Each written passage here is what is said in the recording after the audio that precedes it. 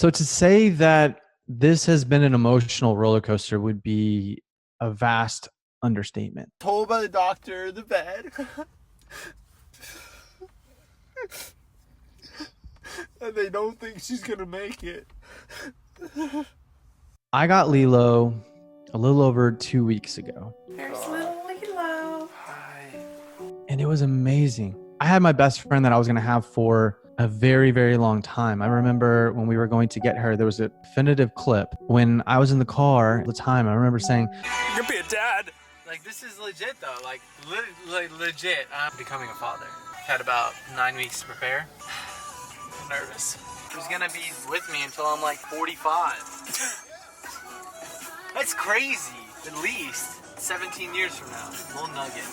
she's going to see my family grow. My future kids and my future wife are going to have an integral part. She's going to have an integral part in their lives. And I was so excited about the future. And then all of a sudden, after an amazing first couple of days, she started to act weird. She started to act different. She wasn't her energetic self. Before I knew it, she was way worse. She would take 2 or 3 steps and fall. She was having bad bouts of just this coughing, and I didn't understand what it was. Oh gosh, I'm sorry, sweetheart.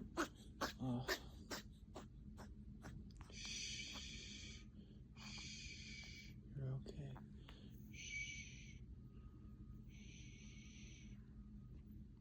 And so I took her to the vet to get her checked out to see what was going on, what my new baby, like what was going on with her. And it turns out she had been diagnosed with pneumonia and kennel cough, which is an insane combination for a dog that weighs a pound, an 8-week puppy who is just still trying to grow into themselves and is already a smaller size for the breed of the dog. I had to then take her to the animal hospital. And I remember, I'll never forget this moment.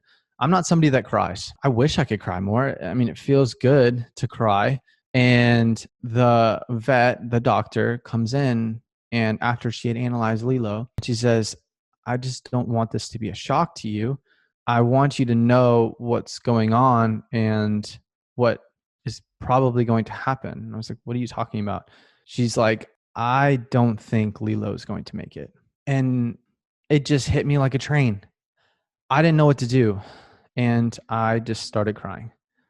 I could not stop crying because I was getting so emotional, and it was so sad because there's nothing Lilo could do about it. It wasn't her fault. And she was fighting this thing that was so daunting. And that brings up the topic of today's video. During this time when Lilo was in the hospital for 4 days, and it wasn't looking good, I got the question a lot, Zach, do you struggle with emotionally eating during this time? And to be honest, I didn't. And in today's video, I'm going to talk to you guys about the research behind emotional eating and some of the mechanisms that are happening in the body that get worse and worse as you train what is called the food reward system. And that is more, the emotional eating tends to become a ingrained habit for your body to create a feedback system to where food is given disproportionate value with dealing with stress. Because I was getting this question so much, I wanted to cover this because it's something I haven't seen talked about a lot. And there isn't a lot of research on emotional eating, but the research that's there is super interesting. If you guys are following me on Instagram, you guys know that Lilo is doing so much better. Her pneumonia, thank God, wasn't viral. It was bacterial. So she responded so well to the constant care, the extra oxygen, and the antibiotics to where she was released after 4 days in the animal hospital and now is better than she ever has been. And she has a vet checkup tomorrow to make sure everything is gone. So I'm just extremely excited. She is the happiest puppy ever. The first thing we need to cover is when we're covering a topic, we need to understand what actually the topic means. So what is the actual definition of emotional eating? Emotional eating refers to the tendency of overeating in response to negative emotions. One of the things that I saw throughout the research, one of the hypotheses is why this happens is the fact that most of those who struggle with emotional eating have what is called eating dysregulation. And this refers to individuals' tendency of not being responsive or sensitive to internal cues of hunger and satiety to decide the amount to eat. So in simple terms, what that means is if somebody has eating dysregulation, when they're stressed, they don't know whether the hunger is from them being truly hungry or the hunger is from an upregulation of stress, thus causing a down chain of then making them hungry from the stress, not actually being hungry. So that's the first thing we need to truly understand, that stress can lead to increased hunger. And I'll cover that more as the video goes on, but the more we use food to cope with stress, the more that your body is going to give you that stress response to want to eat to cope with that stress. And so that moves on to what happens to hunger during a stressful event. Our body has a complex framework in order to deal with stress. And I want to preface that stress is good. Acute stress, which means in the short term, is really good for us. Chronic stress, not so good.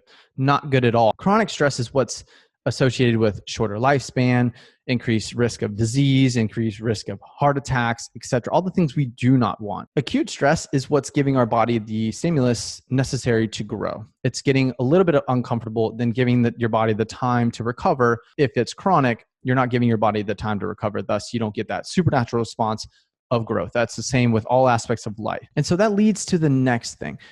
Our body has to have a rational ability to be able to understand when I have stress or a response coming in, how much stress do I allocate to that? Like, how do I gauge how stressed out I should be? It can tell the rest of your body how to cope with the stress. And so we have something called the HPA axis, and that stands for the hypothalamic pituitary adrenal axis.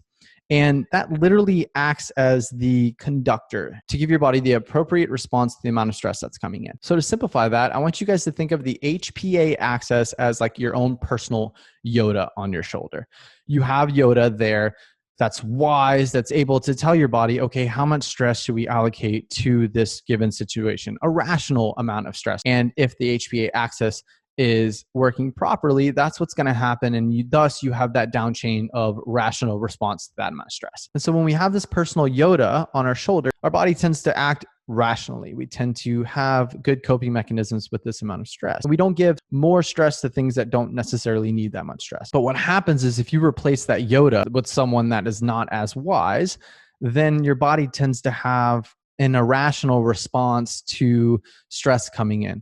Or if you disproportionately give things more stress than they actually need to have, your body has to cope with that amount of stress. And thus, if you give everything that amount of stress, then it leads to you in a bad position. So I want to preface, there's no such thing as HPA axis dysregulation or burnout, etc., or damage. I would just say if you are chronically stressed, then it leads to that HPA axis not being as accurate, or it's having to do way more than it should be, because we want to monitor that stress. It's like I said, acute stress is good. It's just you don't want to overwork Yoda, because then your body has to try and cope with all that stress, and then it becomes a weird situation to where your body's having to work way too hard, thus causing a lot of oxidative stress, thus leading to us not living as long or having bad things happen to our health. And so I want to move on to the next thing. When the HPA axis is working properly, it's working efficiently, it's working rationally, our regulation of our appetite tends to be working really, really well. But when this axis is overworked, we tend to be, as a result, overly stressed. And thus we have this chain of events that happen to where our body just creates this hunger that is irrational. And because regulating stress is essential for our survival, our body has to become really good at eliminating stress or helping cope with stress in the short term. And what it can do is help create not great long-term results to thus create a short-term stress relief. So it's kind of like putting a band-aid on the situation. So as I was editing this video, I realized I did not make this as clear as I possibly could, this next point that you guys are about to learn about in the video. So I know there's a lot of buzz about opioids right now, and I'm going to talk about the endogenous opioid release, but I want to make it very, very, very, very clear. Even if you set up the food reward system, food will never, ever, ever, ever cause the type of pharmacological opioid release or response that actual opioids aka the drugs, will actually create. Food will never be able to do that. And I just want to make sure that even if you're stressed out and you choose a hypercaloric, highly palatable, super tasty food in response to that stress response, and then you get that endogenous opioid release, it's never going to be the addictive type, not even close to the level that you would get from the pharmacological opioids that you would get, aka the drug. I just didn't do the best job conveying that, and as I was editing the video, I was like, I need to add this in there just to make it super duper clear. Food is not the drug that an opioid is, and it is not even close to the addictive properties of the pharmacological opioid release that these drugs will give you. And one of those things is food can create an endogenous opioid release. And endogenous means inside of ourselves. So opioid means like pain reliever. So like you guys think of the drugs that people can take that are for pain relief. Internally, you can create what is called a food reward system. So if somebody uses food to cope with stress, they are able to create an opioid type response, an endogenous one in the body, thus short-term relieving stress, but then the long-term creating chronic stress. So it's a facade of stress relief. So what happens is whenever you stimulate this opioid type response, you tend to grab very calorically dense, highly palatable foods that create this opioid response. I mean, low calorie foods are not going to give that amount of opioid release. And then also when we are stressed out, our leptin, our ghrelin, our receptors in our gut microbiome tend to be all out of whack and tend to be giving us a facade of hunger. And this is just a combination for disaster. So let's say that I'm going through this situation with Lilo and I'm extremely stressed out. I'm crying. And if in my head and in my system, I've trained my body to understand that a way that I could cope with this stress right now would be to eat food to create this opioid release, thus to short-term relieve stress, but long-term create chronic stress. And I tend to, when I get stressed out, upregulate my hunger when I'm not truly hungry, but I've trained my body to give that response. Then you have a recipe for anytime I'm stressed out, I'm going to use this food reward system. And that's the scary part, is we live in a world where you can cultivate stress in any moment of any day. And if you've created this food reward system, you're having to fight this urge. And I get it. And I understand. And I'm with you. And the one reason why I didn't use food as a coping mechanism is because I know food's not going to fix the problem. Understanding the research and seeing it, I know in the long term, it's not going to help the problem. And in the short term, I haven't given my body the opioid release, thus that would want to give me that response. I used to have it, but once I truly understood it, I'm like, this isn't something that's serving me. And instead, I look for people around me. A lot of times we use food as a way to feel connected with our bodies. And this is where I see with a lot of this is what the research shows with a lot of people who struggle with obesity, is food is the way that they can feel connected with their bodies. And that's why it's so powerful when people start working out, they no longer become so food focused if you've been obese. And it takes away from that. It replaces some of that. And you're able to find different ways to feel connected with your body. And we just want to feel connected as a whole. So one thing I did whenever I was going through this situation is I called my parents. I talked to my mom and dad, and they helped run through my thought process and help me understand that like I can't do anything right now. And the best thing I can do is to be strong for Lilo, to take care of myself, and to just try my best to do everything possible to help her. And that's being there as much as possible. That's not putting my focus on food and keeping my focus on Lilo and fueling myself to be able to do that, recovering so I'm able to do that. And also what I mentioned earlier, this reigns supreme with any stressful situation. When you are stressed out, you're getting a irrational hunger response more times than not. So grabbing something that is highly palatable, hyper processed, extremely calorically dense, like most foods that we grab whenever we're stressed out, is a recipe for disaster. You can remember, you're getting a disproportionate hunger response. Thus, you're going to need a disproportionate amount of food volume to be able to be full.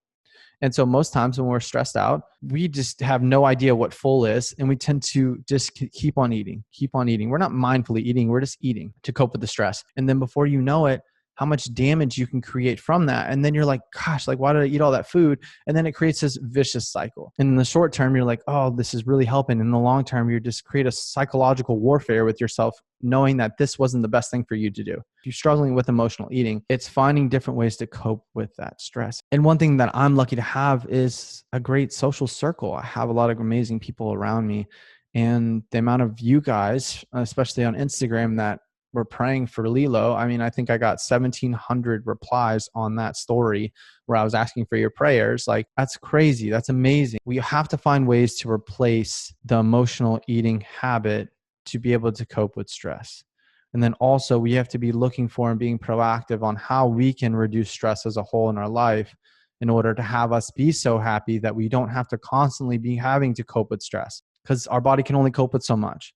And so the next question that arises is, Zach, like, I know you didn't want to focus on food. You wanted to minimize using food as a coping mechanism. How did you eat? And for me, in stressful situations, whenever I'm stressed out whatsoever, I understand that I'm going to get a disproportionate amount of hunger associated with the stress. So I'm going to stick with foods that I know will be highly satiating, that I will feel great afterwards, a higher protein option with a bunch of vegetables and just highly satiating meal that leaves me feeling really good, and thus allows me to recover from this stress and keeps me full in a situation where it would be very easy for me to overeat. And if I still want to treat myself afterwards, I'll have something that might be hypercalorically dense or just as highly palatable, hyperprocessed, etc., the foods that we would quote unquote think are not so healthy.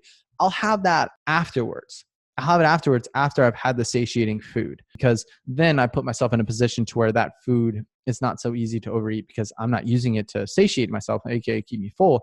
I'm using it to crush a craving. I think we should all do that with all the food choices that we make. Is be careful when you're too hungry or you're stressed out to not grab that food that is very easy to overeat. That's a recipe for disaster and a recipe for overeating, and thus giving your body that crazy response to that food because there's nothing else there to slow the digestion of it. So that's something to keep in mind. And so lastly, that's going to lead to my final point. If you are obese and somebody that is struggling with this food reward system, understand that being overweight or being obese, your hunger cues, your hunger regulating hormones in your body are not working properly. When you're obese, it's very hard for those to be working properly. You actually had to fight those in order to get, you have to pretty much, to get obese, you have to make those numb. You have to make those irrational, because you have to, our body doesn't necessarily want to be obese, but we have to kind of fight those over time with some not so good habits, to where you just kind of smash those hunger cues down, and then you have the position to where you've kind of numbed them, and then you can continue to eat, because to get obese, you have to consume a lot of calories. So if you've created this food coping mechanism, know that this is going to be a little bit more difficult, but understand awareness is the first part. Awareness is the first step, perspective. And understand when you're in a stressful situation, do what I talked about earlier. Understand that food is not going to solve the situation. Don't give food that much power. It can most definitely hurt the situation, but it's not going to help the situation that much. It can just help you get back to who you are and recover a little bit, but it's not going to make the situation better. And knowing that this opioid response is real, it's real for you. And knowing that when you are in a stressful situation, you just have to be aware of that and be careful. It doesn't have to be perfect. You can work on it and slowly get better at coping with it, but it's going to take time.